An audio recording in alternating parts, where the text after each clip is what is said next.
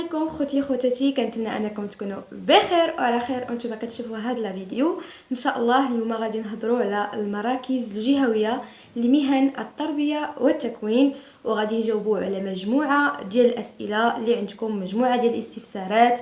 كيفاش كدوز هذه الفتره هذه ديال التكوين، شنو هما المجزوءات اللي كتقراو فيها، شحال هي المده اللي كدوز فيها، كذلك واش كيكون هناك تعويض مادي بالنسبه للاساتذه المتدربين. جميع هذه الاسئله واسئله اخرى ان شاء الله سنجيب عنها في هذا الفيديو. شوفوا الفيديو حتى الاخر باش تفهموا مزيان.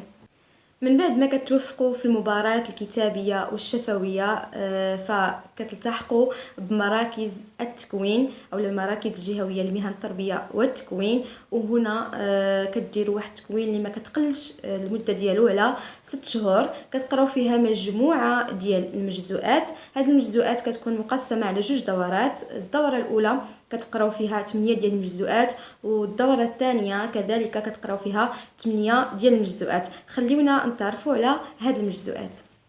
اذا كيف ما كتشوفوا معايا هنايا عندنا الفترة الأولى، اذا فيها مجزوءات ديال تخطيط التعلمات، تدبير تعلمات 1، تدبير تعلمات 2.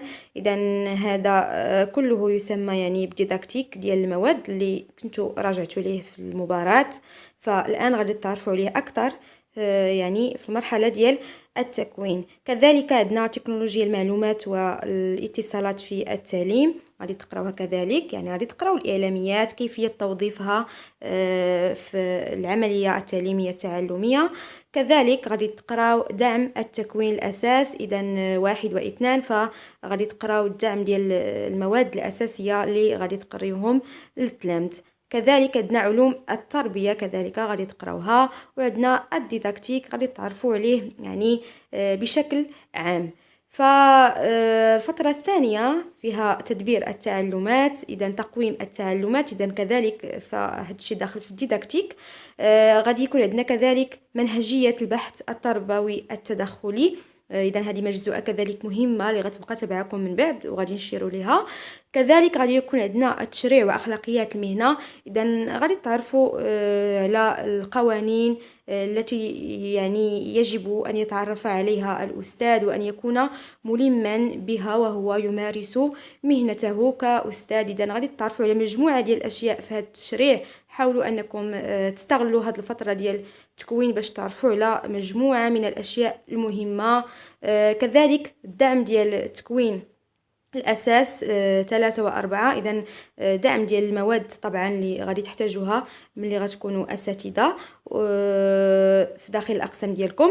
ثم عندنا تحليل الممارسات المهنية وورشة الإنتاج الديداكتيكي. اذا هادو هما اهم المجزوءات اللي غادي تقراوهم في التكوين وغادي تعرفوا عليهم اكثر ان شاء الله في المرحله ديال التكوين.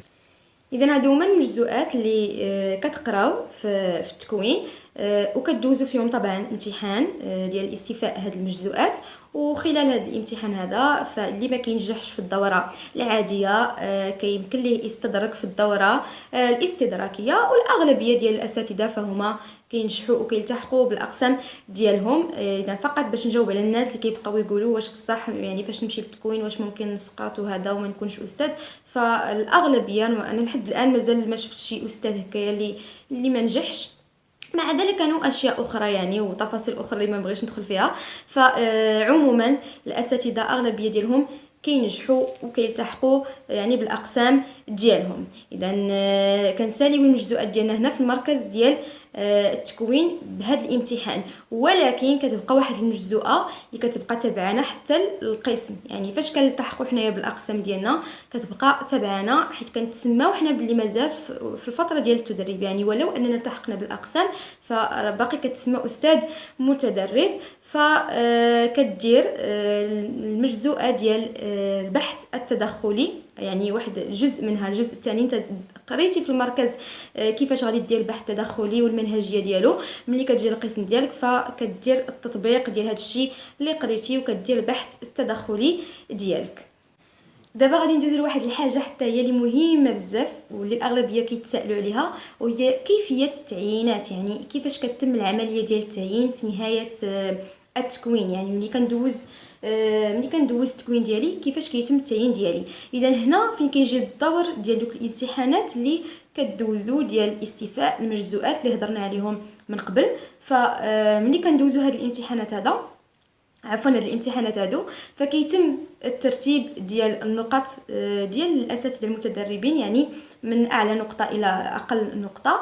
ف20% الاولى، يعني 20% ديال الاساتذه المتدربين اللي الاولين اللي حاصلين على يعني دوك النقاط الكبار كتعطيهم الاسبقيه في اختيار المناصب، يعني كيختاروا المناصب يعني بشكل هو تراتبي طبعا، يعني من اول واحد الى اخر واحد. ومن بعد كتجي الاسبقيه للمتزوجات، يعني من بعدهم كيجيو المتزوجات كذلك حتى هما كيتم يعني الترتيب ديالهم من اكبر نقطه لاصغر نقطه.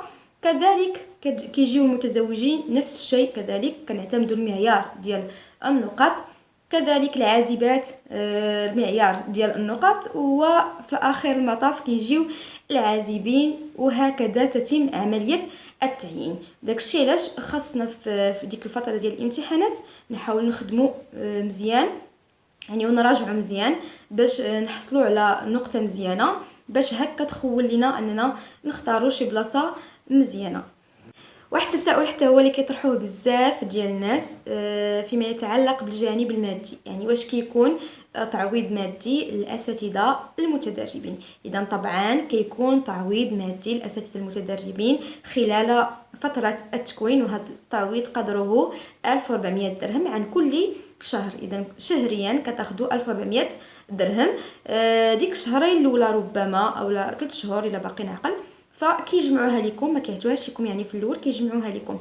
اذا هذا الشيء اللي كان في السنوات السابقه الا ما كاينش شي تغيير عاوتاني في هذه السنه. اذا 1400 درهم طبعا فكتاخذوها في المرحله الاولى ديال التدريب ديالكم، يعني ديك 6 شهور الاولى اللي كدوزو في المراكز الجهويه لمهن التربيه والتكوين. بينما في المرحله الثانيه فاش كتلتحقوا بالاقسام ديالكم فكتاخذوا يعني الاجر ديالكم او الخلصه ديالكم كتاخذوها كامله بحال اي استاذ.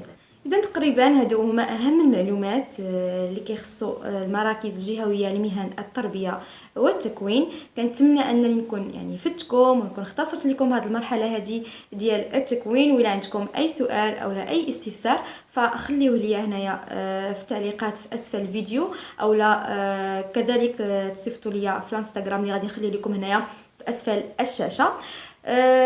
والى اللقاء في فيديو قادم ان شاء الله، وبالتوفيق للجميع.